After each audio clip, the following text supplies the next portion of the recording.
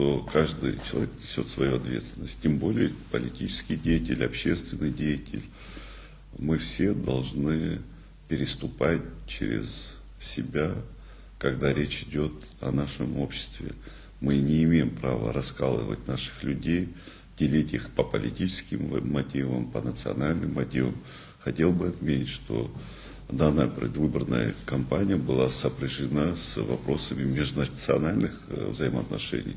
Это то, чего нельзя делать, это то, от чего мы должны уйти. Все те высказывания, действия в отношении тех или иных представителей национальностей, проживающих на территории Абхазии, они недопустимы. И мы в своей работе обязательно будем уделять особое внимание межнациональным взаимоотношениям. Это то, что делает нас сильнее. Это то, что сохраняет мир и стабильность в нашем обществе и государстве.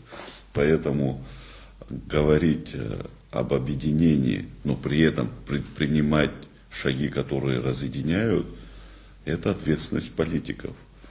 Я, как человек, который избран в качестве президента страны, все мои усилия будут направлены на созидание, на улучшение взаимоотношений, в том числе и представителей политических партий. Но этого может оказаться недостаточно, если политики не готовы будут это сделать. Конечно же, это будет тяжело реализовывать. Я со своей стороны эту готовность продемонстрировал, в том числе и в рамках предвыборной кампании. Мы нигде и ни за что не позволили себе внести дополнительный раскол во взаимоотношениях граждан нашей страны. Это то, чем мы дорожим, и то, как мы будем действовать дальше.